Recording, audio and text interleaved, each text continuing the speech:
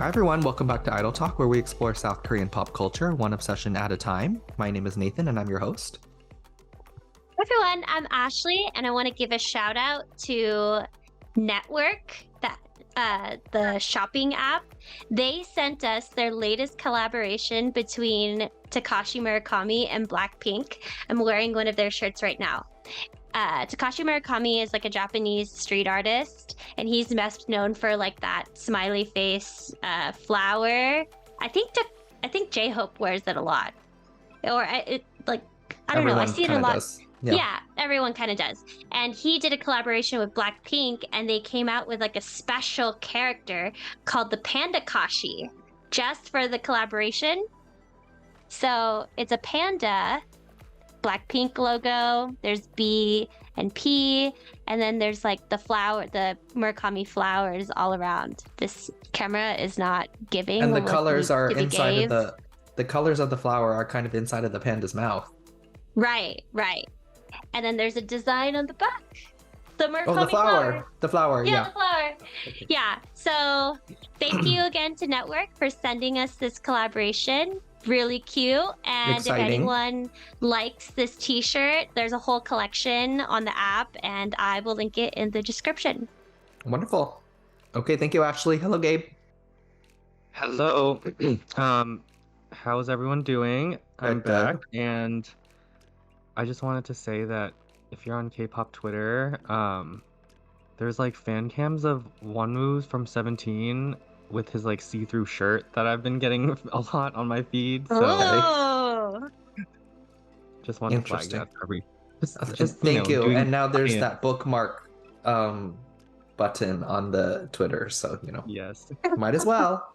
Okay. Thank you to all of our listeners for tuning in. We're back with one of my favorite series of the podcast, and it's our Idol Talk Awards. Hard to believe it's already December. So we're going to separate the episode into two different segments. We're going to give a couple of awards today, and then we will give another set of awards in the second episode. So Ashley is going to kick us off with the first award for today. So the first award we're going to be giving out is the Best Male Group Award. And as if you guys are following K-pop, we are in full swing with award shows. The Melons, the Mamas, the Circle Music Chart, like pretty much all of the big award shows have already announced their nominees. Some have given their awards. And of those big award shows, for Best Male Group, the groups that have received the most amount of nominations, I guess, would be 17, BSS, the subgroup from 17, NCT Dream, TXT, and BTS. How BTS is still getting, BTS, they did release one song this year. I think it was an OST for a video game or whatever. But like how they're still getting nominated for best group, I don't know. Anyway, so we're going to be giving out 2 awards each for each of these categories. One is our objective not opinion. That's our objective look at things, because also the award ceremonies that are happening in Korea are objective, but they're still going to be different depending on which criteria you kind of use. Right, exactly. And then we're going to be giving what was that? Our objective assessment. Our objective assessment. Our objective assessment, and then our personal subjective awards. So at the Melon Awards, NCT Dream won male group. At the Mamas, 17 won. So of those 2 groups, we're back in the same discussion. Yeah, yes. I know. I would say that objectively, if we're only looking at those 2 that have won awards, 17 has done more, because off the bat, they had a mini album, a full length album, a Japanese album. They came back twice in 2023, whereas NCT Dream, I mean, I'm an N citizen day in, day out, 24/7, 365, but they only They had had one one. full length. Mhm. They only had one full length album this year, and yeah, they didn't go as hard as last year, I would say. I mean, they did have their tours or whatever, but like they didn't release as much. So objectively, I would say 17 gets the award. My personal opinion is that um, someone that wasn't nominated in this category should be getting it, and it's Stray Kids. So I am coming back. What as is your a- rationale? Oh, this is what you This- think. This is what I think. So, Stray Kids, they had 2 full-length albums last year. They had S-Class, and then they just recently came out with Rockstar. So, or 5-Star and Rockstar, which is their full-length albums. They did so many US promotions. They were on the VMAs, the Billboard award shows. They had huge like Western presence. And I mean, they even won a VMA. I think I said it in like a couple episodes ago. They won a VMA. And just by looking at their like monthly Spotify listeners, Stray Kids has like almost 10 million listeners a month, whereas 17 has 7 million and NCT Dream has 5 million. So Stray Kids is like, Yeah. they are way up here, and it doesn't feel like that to us. Maybe because we're not really into their music, we don't really follow them, but like globally, they're blowing up. So I Okay. think they should get the award. Okay. Gabe, I saw some reactions and I would like to hear about them. I What are disagree. your takes? Okay. And it's because I think one thing that these awards do take into account is like Wait, which one do you the- disagree with? Ashley's objective assessment or her subjective the assessment? the subjective assessment. Okay. Okay. Which you are entitled to Yeah. your opinion, which is This fine. is what makes us, a fun podcast here. That doesn't mean that it's like flawed or anything. But anyways, so with my thing with Stray Kids is that they make music that is so unconsumable and like lacks longevity that I feel like the critical acclaimed reviewers who are behind all of these awards and who are in charge of this stuff, like they wouldn't give Stray Kids that award. And I agree with them. I mean, they weren't even nominated at the Mamas or at the Melon Music Awards.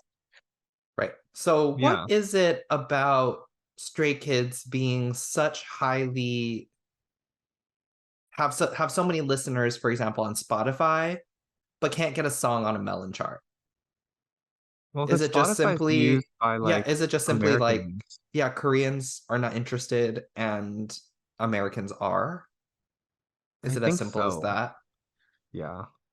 Because like if you think about it, like the Mamas, it's like the Mnet It's Asian international. Music Yeah. Awards. Like there's an Yeah. Asian focus, and I feel like Stray Kids is too international. It's like too global that they're not Asian enough to like get these awards at the Asian Music Award shows. Yeah. And like Melon for sure is out of the picture for them. Yeah. Gabe famously said in the last episode that, if you're walking into a Korean store or convenience store, you probably wouldn't be caught dead hearing S-Class. Yeah. They're not playing S-Class. They're not playing God's Menu. They're not playing any Maniac. The Maniac they are playing is the VV's Maniac, not the Stray Kids Maniac. That's correct. That's correct. Yeah. I understand, Ashley, why you're coming back. I think S Class was actually a little bit more consumable, but even for me personally, like Stray Kids is just not that group for me. Yeah. But I've always been puzzled at why the Americans like the screaming so much. Yeah, I don't get it either. Yeah. But what I do want to say is I want to give them credit because they do produce and write a lot of their stuff on their own, which Right. can't be said for 99% of other groups. Mm-hmm. So they do deserve some kind of recognition for that. And we're here to Is give it it to them. But is it best male group recognition or is it like best like something else, you know? Performance. Composer, producer. Yeah. I still see Stray Kids as mainly, at least for me, a flashy dance group for the most part. Yeah. So Gabe, who gets your subjective and objective then? I think my objective is definitely 17. I feel like they've just been filling the shoes or the void that BTS kind of left behind at Hybe. They're like Yeah. they release a ton of music. It Agree. pops off. It's very consumable. People love them. And they're, doing brand deals and everything. And they're doing the whole 9 yards, you know? Mm-hmm. Um, Subjectively, for boy groups, I would not give an award because I think collectively the boy groups this year have underperformed. That's fair. That's That's fair. unsurprising. I think it's borne out in the data too. I think so too. I understand what relative data you would be looking at. So I would withhold the award and reallocate it to a different two category. girl groups. Okay. Yes. For me, I think we're in agreement that 17 objectively gets the award. And for me, also, 17 has been rising up the ranks for years. They have. 17 has been rising up the ranks for me. So I get it. What I like about comebacks that are multiple in a year is that they're different from each other. And 17 came with Super the first time around, and then they came out with God of Music, which were completely different from one another, but both were very 17. And I think that they were both really well done. And actually, God of Music, which actually didn't seem to do all that much, I mean, relative to Super, was actually so good. Like, we didn't talk about it that much, but it was so good. It was bright, energetic. It was giving some of their old stuff, like some of the stuff that they got famous for, like very nice, right? And very positive energy. But at the same time, they can hit you hard with the boy group, hard choreo, and still chart well with a hard hitting song. And I think that's what Super was. So I think objectively 17 gets it. Subjectively, I still love me an NCT Dream. But that's just because that's just what it is what it is. I think they had a strong year. Was it their best year? No. Did they still release some good stuff? Yes. Broken Melodies was one of my best songs of the year, I would say. But I think 17 also takes it for me. All right. Some interest. So actually, I didn't know you were going to go back to Stray Kids there, but that was really interesting. I know. Okay. I know. Okay. All right. Moving to the women. Okay. Best female group. Gabe, please. Okay. So for me, I think this was actually pretty clear cut as to who the clear kind of like top nominees were. Yeah. There was at both Melon and Mama, it was G Idol, aespa, IVE, LE SSERAFIM, New Jeans, and Twice, all of whom have done a lot this year, Yeah. to varying degrees of success, but like they've all released music and they've all come back touring like the whole 9 yards, as I've said before. And then I also kind of made a secondary list of like there are some girl groups who I think didn't get nominated, but who did still do a lot. And I think the most notable one is BLACKPINK. Like, even though they didn't really release much, they like headlined Coachella, Yeah. right? That was this year. And like that's a big deal. Like that's like the pinnacle of music in a lot of senses, right? Right. And so them not even getting a nomination was like But they a didn't little release bit music. weird. That's the whole point. Like that's why they didn't get a nomination. I don't think that they're trying to be like, Well, but BTS didn't really release music either. We had I an guess OST. technically they did release something. Jisoo had Flower. But I'm gonna talk about Jisoo. Anyways, so that was weird for me. Like, They had their if whole we're tour. That was the thing. yeah, but Yeah. like BTS was nominated even though they like barely did anything, right? Sure. Yeah. BLACKPINK had a whole tour, headline Coachella and everything, and they didn't even get a nomination, right? So that was kind of weird for me. Um, my objective winner, I think, is New Jeans, like Mhm. far and away, because they just really popped off this year. Like they did, like you know how some really big girl groups they'll like release a nice, like a good Yeah. comeback or a good song, and then the next one will kind of be like mid, and then they'll like come Yes. back and be like good again. New Jeans, they just it's every song pops off, goes viral, I and know. like Yeah. everybody's into it. Yeah. They're so cool. Like everything they do is so cool. Yeah, they were Yeah. I definitely the most consistent out of all the groups that were nominated, I I think. think that was like a big test for them, for Ive, for Le Seraphim, all of which were like they had such killer years in 2022. And the big question for me was, are they still going to? And I think we all said yes. But for even that to have happened to all three of them, especially New Jeans, I think is like, wow, that's really amazing. Like to even sustain for that long, for 2 whole years is not easy in a Hmm. rapidly changing industry. So I agree with you, Gabe. Yeah. I think Ive could have taken it if they just did more, because they don't really release too much in terms of like their comebacks in music. But I think I'm definitely looking to next year for Ive to pop off, And it's not hopefully. like I've had a bad year. Like they had maybe they didn't have the Love Dive year, but they Right. had still a mega Daddy, hit. Like one of the big I like am. two of the biggest releases of the year. It was just New Mhm. Jeans was literally on another level Hmm. from start to finish. And then my subjective pick, kind of my sentimental one. I thought about this for a little bit, but I'm labeling it as the best of the rest pick.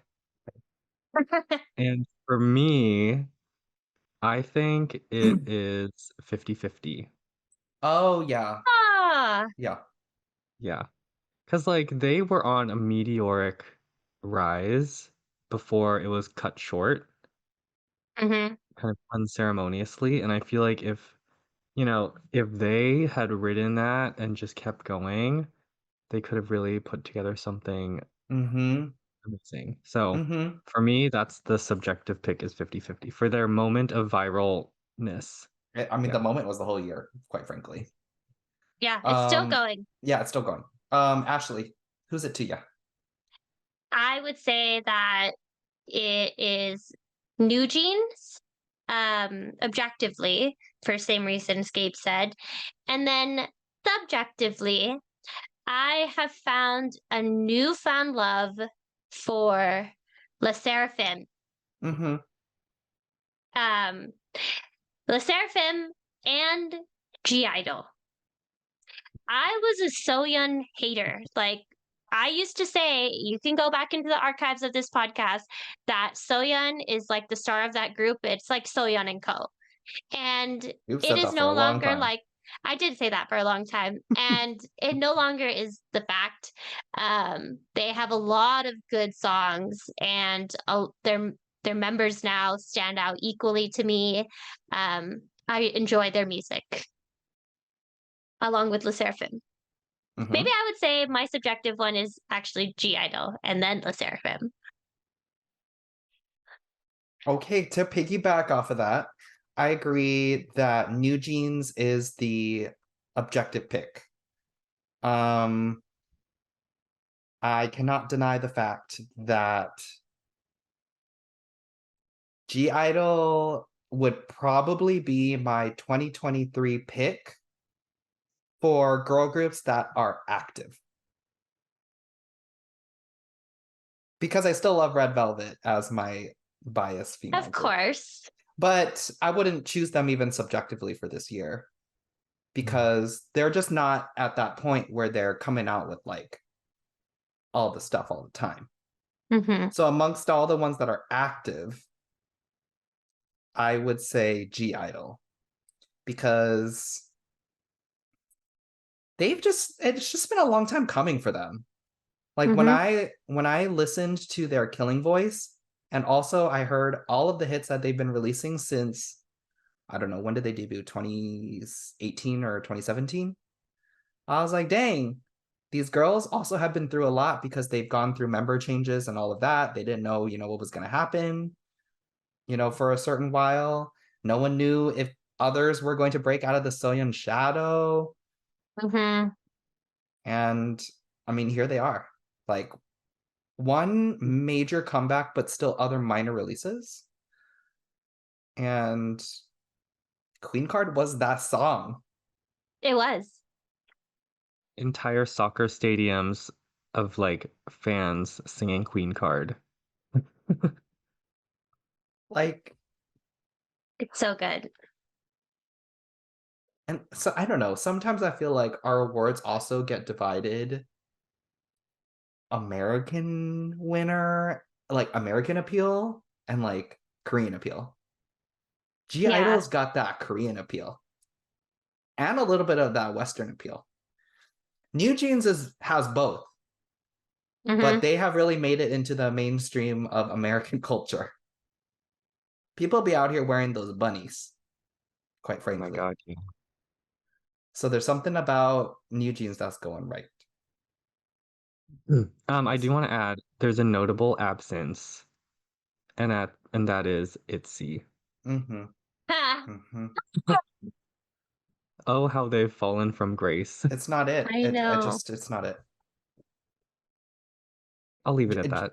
JYP is too busy going on his own performances and getting people to react surprised, shocked, and appalled. I saw a tweet of a little while ago where it was like one of the news outlets was like JYP claims that he's like the one of the big three like companies, whatever, in K-pop. And then all the comments were just like, Are you? Are you? Are you really? Yeah. So Okay, That's a well, good that will be another episode. evaluation for another time. Yeah, we need to decide who are the big giants these days Mm-hmm. for another episode. Okay, so let's go ahead and move on from groups to soloists. So I'm going to cover some of the major nominees for Best Female Solo. I was looking at this list. I was like, dang, the state of female soloists are still very strong. So this was a year that didn't feature Taeyeon until the very end, so I wouldn't include her in the running, and didn't feature IU, who are two of the biggest. They're in production, I would say. IU is in production for next year. And usually she does that. She's like in 1 year, very present, out 1 year to prepare, which makes sense if she's always been a soloist, right? And she writes a lot of her stuff and live sings and everything. So this year, I was like, okay, who do we got here? So we have two interesting ones. So Choi Yena, who was famously from Eyes One. Lee Chaeyeon, who famously also was from Eyes One. Ji Hyo, which go back to the episode of Idol Talk Pod where we talk about her. And then here are who I see the major three. Somi, Oh Hwasa, God. and Jisoo. So those three are the biggest hitters in my opinion. Mm-hmm. I would say for me, objectively, Flower was that song. It came along with a very popular challenge. And I thought the song was good and catchy. And here is where I will give BLACKPINK my flowers. No pun intended. So that is, I will give Jisoo my female solo award. Subjectively, while Flower was that song, Fast Forward eats that shit up. Yes. And Jeon Somi, you're not in, like, she doesn't come back all that often, and when she does, she comes back with a very little, but it's all very excellent. I know. And that whole song is never a skip for me. On repeat since it came out. So that's my award to Jeon Somi. Ashley, what do you think? Yes. Shout out to Jisoo. I would say that objectively, she did really well. Who won at the Mamas and the Melon? Jisoo won. Both? I have to look at the Melon, but Jisoo won for the Mamas. Mamas. Yeah. Yeah. I think she deserves it. I think that her song is really good. I think it fit her really well. And the challenge was great, like you said.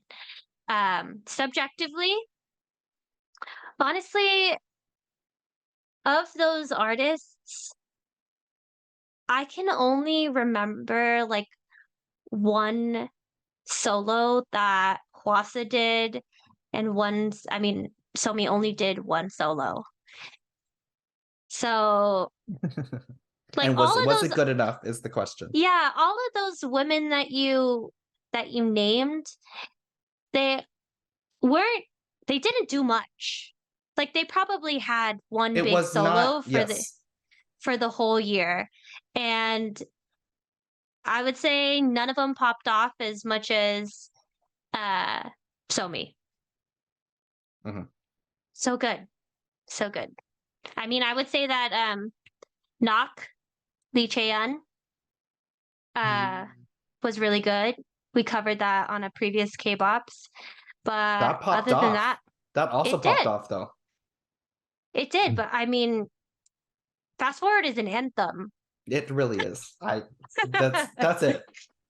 Yeah. Just to add, for anyone that was curious, we should actually talk about this because the winner that I listed, and this probably goes to what is the Korean audience and what is the international audience. At the Melons, Lee Young-ji won the award, who I didn't even name, I should have named. But she was the rapper that was on the BSS fighting track. So she won Best Female Soloist, actually. Good for her. A strong female rapper. Love to see that. Yeah. Gabe. So for me, I think objectively for me it's definitely Somi Fast Forward. The song was great. I love the instrumentation, Yeah. whatnot. I will note that I think like 90% of it is in English, so that might be why like she didn't win, the Asian Music Show Awards and stuff, but yeah. And then my subjective pick, personally, I really liked the Yuju release kind of earlier in the year. I think it was called Was it a more of an Dalala. R&B, or what was it? Yeah, it was like kind of like a slower, like slower. R&B synth pop type thing. And for me at least, I just really like seeing Yuju have like a good song come out, and I'm still kind of sentimental about G-Friend and whatnot. So that's my sentimental pick. Good. All right. Let's now move to our male soloists. Ashley. Our next award is going to be for Best Solo Male. And at the Mamas, no surprise, the winner was BTS Jimin, and at the Melon was BTS Jungkook. For nominations across the board, pretty much all BTS members were nominated. I mean, V was nominated. August D had an album this year. And I would say objectively, uh, Jungkook Jungkook deserves that. I mean, I know that his music is in all English, his album is in all English, but he still considers himself K-pop, and he likes to say that he's like a, like a he's paving the way. Like he still represents K-pop and claims it. Um, Subjectively, I would say that Taeyang from Big Bang deserves best solo. He came out of hibernation. He was in the military and then he took some time off. He did a Big Bang full group release without Sungri. And this year he came out with his solo. His first song was with Jimin, Vibe. And then the Mega second hit, title, mega hit. mega hit. And the second mega title was with Lisa. And some could say that he had two major stars on those titles, and that's also what helped boost those songs. But they were also good songs. Like Taeyang promoted the song with Lisa by himself, and Lisa wasn't there to promote with him.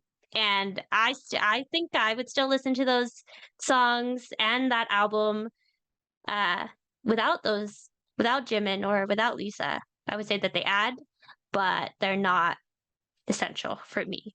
So shout out Taeyang, fighting. That's really interesting that you say that, Ashley. My subjective pick would also go to Taeyang. And not only did he have those two hits, he also released a ballad song with the album called Seed, and that was one of my favorite songs of the year, with a live performance with Park Bo-gum. So I get it. He's doing a lot of collabs. But what's interesting is that I think if you talked to any of those three artists or people, Park Bo-gum, Lisa, or Jimin, they would all say that actually Taeyang is actually the star of either of those three songs. Mm-hmm. And yes, Jimin is very much in his prime right now. But again, these are your idols' idols at the end of the day. And I think that's important to say. Shout out to Dio. I think that his album did really well. And actually his songs were charting even to today. So still did really well. But I think Taeyang would still top it for me. And then objectively, I also will give my award to JK. Period. Gabe? Yeah, I agree with the objective. JK, Jungkook, he's, popped off. Seven was everywhere. It still is everywhere. 3D is also everywhere. So, props to him. He did it. He made it. He's become a staple in the Western media sphere. And then for my subjective pick, I'm gonna kind of go a different route here. And I'm gonna take a lot of discretion and make it kind of like a gag pick. And I'm gonna give it to JYP. God. Come Because on. he's okay, so for me, the comeback he had like a couple weeks ago, the song was objectively good. Like it's a good song. It's like a retro disco song. But the only issue is that it's with JYP. So like, he's capable of doing good things for his solo career. It's just he needs to, this is exactly step what he back. wants. He is all media is good media type of guy. Yeah. For me, the nail in the coffin was like the hip thrusts and him like breathing fast into the microphone is like that was like a part of the song. Like that was like one of the like motifs in the song. Anyways, so that's gonna be my pick, just to bring some light and shed some light on JYP to make Fair sure that enough. he knows that he needs to retire. Yeah, he does. He really does. Okay, fair enough. All right, Ashley is going to close us out with our last award, which is Best Choreo and TikTok Challenge, because nowadays those two things are inseparable. Yes. All good K-pop songs have point choreography that can easily be transitioned to a 10-second reel. And the top ones, I, this isn't really a category that is Yeah, at this the just a shows. fun one I for mean, us. there is best performance, whatever, but I'm going to list the biggest like TikTok challenges of this year. Starting with Kai Rover. Let's not forget Let's not forget Rover. that one. Jisoo Flower. Le Seraphim Unforgiven. You know? Mm-hmm. Chaeyoung Shalala. I don't even know, like, Jesus. it's like a, yeah. Okay. Okay. There's obviously New Jeans. Their music, even when their music is still good this year. Like last year's music is still good, and this year they had OMG. You know, Yeah, oh my yeah. god, yeah. We Super had Shy was a big one right on Super TikTok. Yeah. Shy. The Twice subgroup Misamo. They had a do not touch. They had a challenge that I saw pop off. NCTU, begga, begga, begga, begga, begga, begga. That's true. Jeans. And then I want to give a special shout out to SB19. So Yes. they are a Filipino group Yes. and they sing in Tagalog, but their song Hento popped off in Popped Korea. off. Popped off. Everybody was doing that dance challenge. It was very intense, a lot of hip thrusts, a lot of stomping. I would Big say shout that, out. Big shout yes, out. objectively, we said it earlier in the episode, but 50-50 wins the challenge. And it wasn't a challenge that they created themselves. You know, it was like some random YouTube, like TikToker that created a cute dance and it popped off to the sped up version. And Cupid. now Mm-hmm. of Cupid. And so that blew them into like outer space, mega fandom. And I wish they rode that wave because, like Gabe said, we could have received some good music from them. Or I wish they could have, you know, like they had that contract dispute with their CEO, whatever, blah blah blah. So I hope to see them again in 2024. Subjectively, I would say that so I'm giving my TikTok challenge award to a dance crew. And if anyone watched Street Woman Fighter, there was a dance crew on there. I forget the name of the crew, but they created the smoke challenge. And it was one of those challenges that was only like you can only do it if you're a good dancer, you know? Like Mm-hmm. if you're not a good dancer, you can't do this It's giving challenge. tame and guilty. Yeah. So shout out to Street Woman Fighter and the smoke challenge. Love to see dancers dance. Okay. Gabe. All right. So for me, I think objectively, definitely New Jeans, Super Shy. Yeah. Like it's such an easy choreo. Everybody knows how to do it. Whenever the song is playing in public, when I was in Korea, like, you know, you just can't help but, do the dance. Put your arm up Uh, in the air a little bit, you yeah. know? And then for me, subjectively, I liked Lee Cheon's knock. And this is because it's not necessarily Yes. because of the Yes, challenge itself, absolutely. but it was like all of the surrounding media that was around it, where she would like made the easy version and then made the easier version and then the easiest version. Like it was just so funny. So that one takes the cake for me. I agree with everything that was said here. Loved Cupid. I really liked the New Jeans choreo. I like the shout out to Rover. Seems like so long ago. So I'm kind of torn. I would say the objective, like what I see everyone doing, was probably OMG and Mhm. Cupid. So that covers it. I also thought that Cupid was like in the running to be like Grammy nominated because it was played so much in the US. It's so popular in the US. I was like, I will take Cupid over Permission to Dance any day, quite frankly. Yeah. And what's crazy is that they were not probably even expecting this. Mhm.